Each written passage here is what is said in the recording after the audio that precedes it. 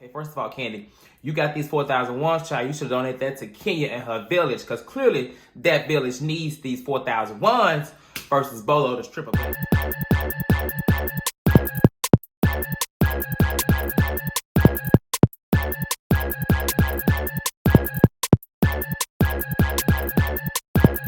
What's up, everybody? It's me again, and it's time to lean in, bitch. It is time for the Real Housewives of Atlanta. The girls are on this trip, and honestly, I'm starting to see why they was rushing so damn hard to get to this trip, because honestly, this trip may be all they got. I mean, before we got to this trip, wasn't much going on. I mean, they on the trip, ain't a whole lot going on, but at least the girls are together. And like I said, that's what I like to see. So let's get into it. Let's talk about it. It was a fairly good episode. It was okay. I didn't rush to watch it, but I'm glad I did. So let's just get into it. We leave off from last week's episode where, of course, the girls' trip has happened. Kenya's been a bad host. You know, she has just basically has neglected the girls. She ain't feeding them, and she ain't feeding Candy. We know that's a problem. And they left off last season where Marlo addresses Kenya and says she just don't understand why she's so mean to her and why she get this bad room. And like I said in my last recap, honestly, Marlo, I think she's reaching a little bit. I don't think it was that deep, to be honest. I mean, you know, if I was planning a trip, child, and I invited you, I mean, you may not get the best room. I'd be a little petty too, so I don't blame Kenya for that. Now, in this argument back where they pick up from last week, with me, like, Kenya and Marlo have always had a fairly interesting, like, relationship. Of course, when Nene was around, Marlo and Nene were like this. And since Nene was at Kenya, Marlo, she was at her too, not as much as Nene, but she always was at odds against her. Ever since the comment about her whole mama don't want to be with her, whatever she said back in, like, season 9 or 8. It's always been like this with them too. So, honestly, I don't think it's anything I would have brought up. I mean, their relationship is just as hot as cold as Portia and Kenya. And we're going to talk about that too. But Marlo, to be honest, I actually side with Kenya, which never happens, because I will say Marlo does throw digs at Kenya. They're always underhanded, they're always undertone and under her voice. Sometimes she's louder with it. But at the same time, like, she does come at Kenya, even when Kenya's not even thinking about her. And so in this case, I defend her. Now, I hate how they had us thinking this girl's gonna walk off. Because I'm like, Marlo storming off and crying and stuff like that. That ain't Marlo. So, honey, she was going to get some ice, she said, or something like that. I was like, oh, child, they would edit anything to make it look like what they wanted to be. But even at the end of this argument, I think Cynthia or Candy was just kind of like, you know, can y'all just kind of drop it and let it... There's nothing really to drop. Like, they don't have no beef. Marlo just throws shade and cuts Kenya deep, and Kenya just don't like it. So Kenya don't throw shade back. What she does is she shows up with a marching band to my Kenya more hair care, or she puts her in another room. Like, that's just their back and forth. And honestly, it's funny. I enjoy it. They don't have to be friends. Like, all they gotta do is coexist, and clearly they're doing that. So with that being said, honey, Marlo, sorry girl. Don't be trying to be Kenya's friend. Like, leave it the way it is. We enjoy that a lot better. Now, after this little argument, child, I'm just going to tell you I hollered because Cynthia was definitely giving... I love this auntie niece thing. It's definitely, you know, not talls versus smalls, but the elders versus the young. You know, Nene would hate this, by the way. She would hate it, honey, but she ain't around, so we ain't going to talk about her and what she would hate. But Cynthia in there making a play for her husband, her soon-to-be husband and mama. I'm like, girl, first of all, this is a good, what's this, like, 4-hour trip back? I mean, girl, you gonna, and then this is on the day 2 of the trip. So I'm like, what you gonna do with all this stuff, auntie? Like, now, in the next scene is where things start to go a little left for Kenya, because instead of staying in with the girls and, like, hanging out with them playing a game, she goes to her room. And I guess they thought that she was going to come back down, but she didn't. Everybody came back down and ready. And Candy goes to her door. And then, first of all, I will say they break the fourth wall a lot. I mean, to hear Kenya say, "Why are the cameras here?" It's like, I don't know. I feel like Bravo in general have been including that in a lot of their shows, a lot with Potomac and Atlanta. So it was just very interesting to see that. But Candy gets irritated because Brooklyn's inside the room and she's not coming down. She goes and she shares it with the girls. And when she shares it with the girls, honey, Portia Luther King stands up and she bouts out her chest. And she just like, well, I just think that's not right. I've been nice with this girl all trip. And now I'm tired of being nice. And, you know, said she had a dream. First of all, I just love when Portia speaks this season. Everything just seems like she's about to give a speech. And she speaks for the girls. I live for it. Honestly, I think in this scene, you know, we already saw the girls get upset. But Candy, child, and I think this may be the first time Candy didn't cried. I think maybe this season. And she started with that little crying. She started again. So I'm just like, Candy, like, I understand you want your baby Blaze there, and all y'all want your baby there, but honestly, it's a girl's trip. But to their defense, Brooklyn's there, so, I mean, but why would y'all I understand the situation that Brooklyn is there. They should have had the option. But the type of fun that they're having right now, like this group has been very lit, drinking and stuff like that. I don't know, at what point could you really have had your child there? I'm just going to leave it at that. The girls are upset, child. Portia was like, look, she's so upset, she can't even play the game no more. She ready to go. Honestly, I empathize with the girls. I understand where they're coming from. Kenya was definitely, you know, she knew what she was doing, you know, with the jet and then the babies. Because, I mean, at this point, they do have young babies. And like Portia has said, Pilar has been on trips in the past when baby Brooklyn is there. So I guess, you know, they were cool then or somewhat cool, but now they at odds. And so to me, that's what other girls, sure, Drew, Candy, no, but I feel like because Pilar was on the previous trips with Brooklyn, I definitely feel like that Kenya's being petty and could have told her or somebody because their babies are the same age. Marlo in this room situation, child, Marlo, they had to basically, to play the game, they had to move the couch, child. And when they decided they wouldn't play no more, Marlo was like, what about my bed? Portia said, fuck your bed.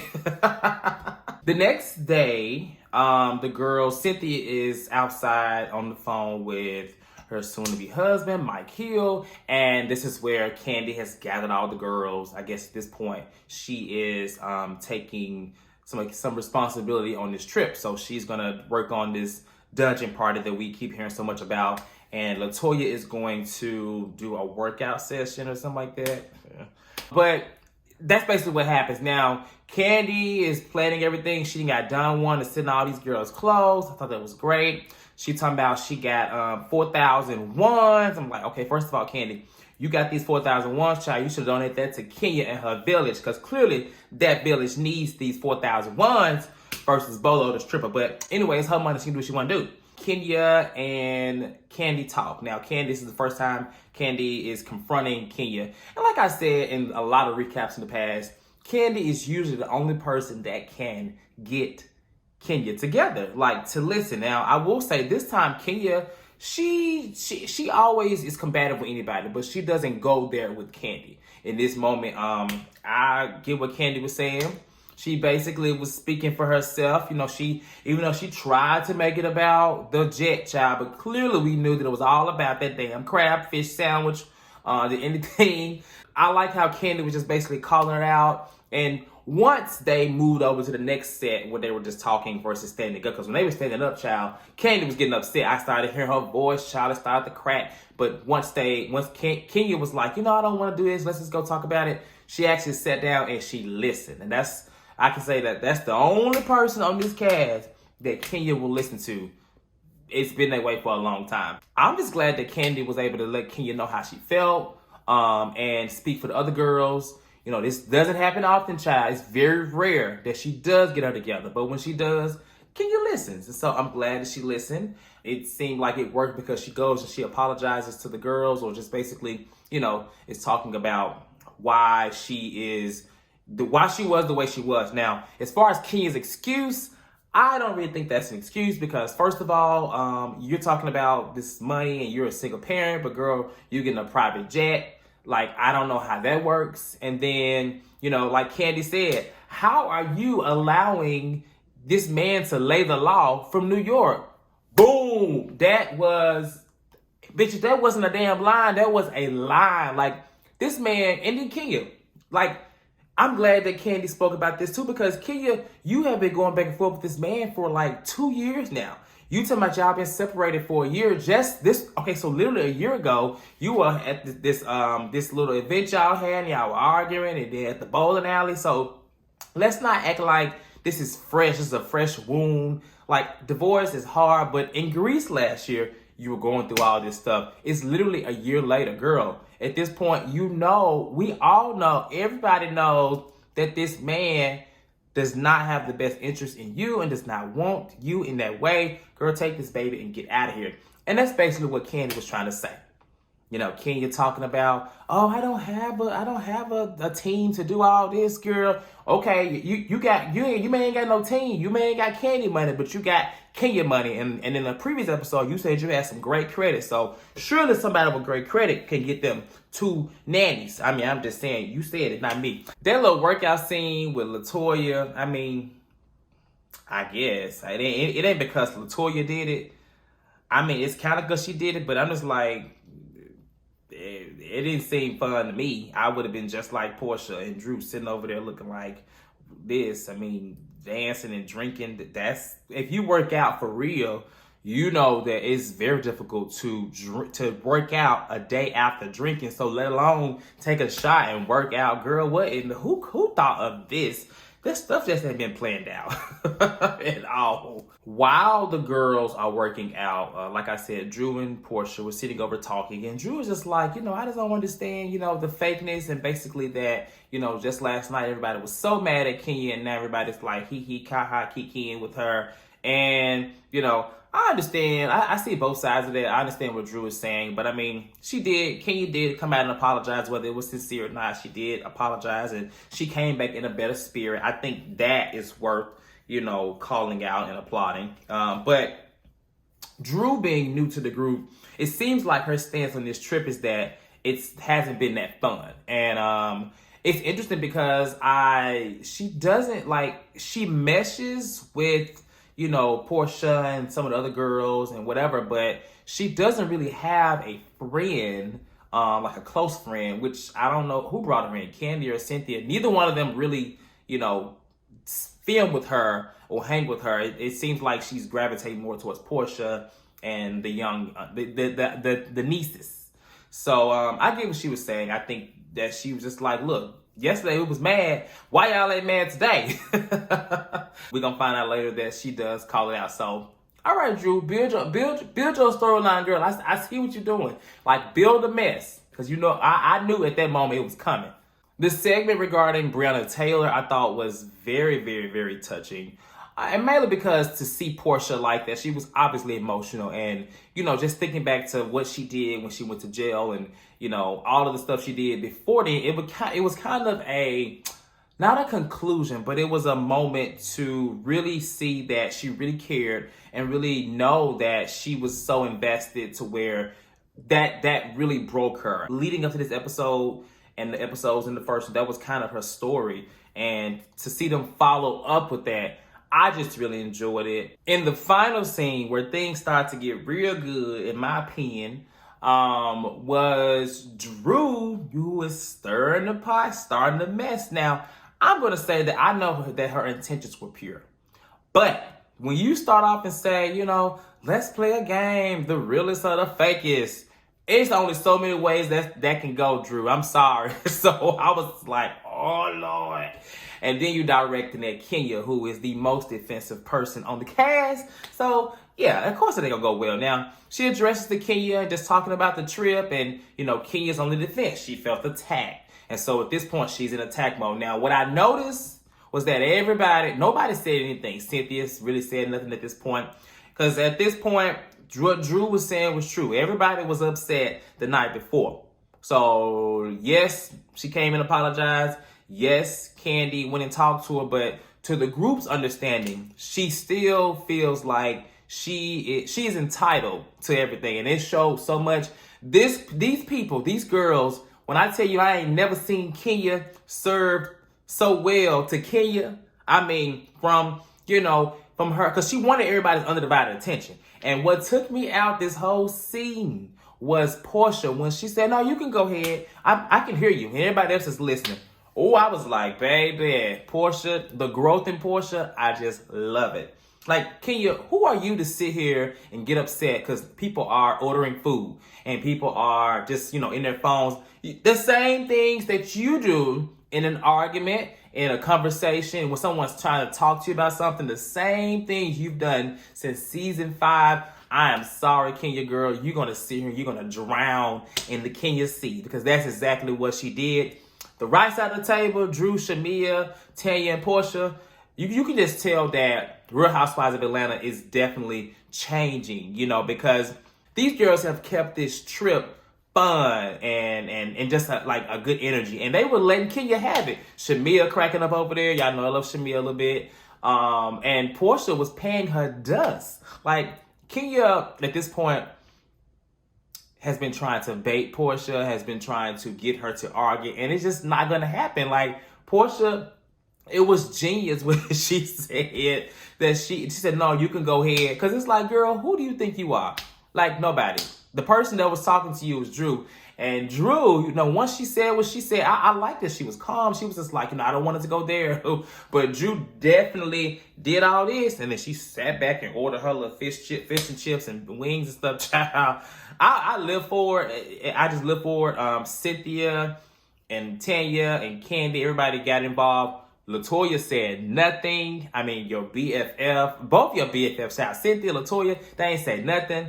Like Tanya said, all you had to say was that this is what's going on. Give us the option, or just, in my opinion, Kenya, if you so frustrated and so stressed about this divorce that's been going on for like 2 or 3 years now, like, you should have been planning this trip. It's a trip you wanted to plan. You came in excited. Your energy has not been that low. Your energy only got low when people started to call you out. So with that being said, Kenya, I'm sorry, sis. And she even made a statement, and she was just like, I don't have to give y'all the option. Boom. Okay, listen. Either you're going to be down and depressed about this marriage, and that's what's preventing you from, planning a proper trip and, being a great host, or you're going to just say, well, I ain't got to give you the option. Like, which one is it? Because you can't be both Kenya. Just observe Kenya. Whenever she gets into it with somebody and she says, see, I've been nothing but nice to you. She has said that to Tanya. She said it to Kim Fields. Anybody that she feels like she is above in a way, or that should look at her with respect, like, to me, that's a sign of disrespect. Because when you say, I've been nothing nice for you, bitch, you ain't got to be nice to me. I never actually be nice to me. You should just want to be nice to someone. Like, that's basically saying, like, I've been pretending to be nice to your ass, but now you done got on my damn nerves. So with that being said, Kenya girl, you drowned in the sea of Kenya. The Kenya Sea, the Sea of Kenya, you have drowned in it yourself. And I thoroughly enjoyed watching it, because that little high top table wore Miss Kenya out. And not one person say that she tried to come back with the whole village. And y'all, girl, ain't nobody finna be a part of your village, because these girls don't really like you like that. There is 3 girls here that tolerate you. I mean, look, that village is doomed. That village is doomed, and it ain't gotta be. Just leave the man and get back to your happiness and your happy self with your beautiful daughter. Okay. And just like that, the episode ended. They went to the house and they started to get ready for the dungeon naughty night, or whatever they're calling it. And next week is finally this whole dungeon 3-way threesome thing. I'm ready to see it, because like I said, they have been excited for this. I can't believe it's only on day 3 of the trip. Isn't this like a 5-day trip? Oh my God. Is the rest of the season going to be in damn South Carolina? I hope not. But until then, I'm about to lean out. I want you all to like, subscribe, comment, and support all my other content. There's a couple of interviews that has happened in the past, and there's a couple of more that's coming too. So like, subscribe to this channel.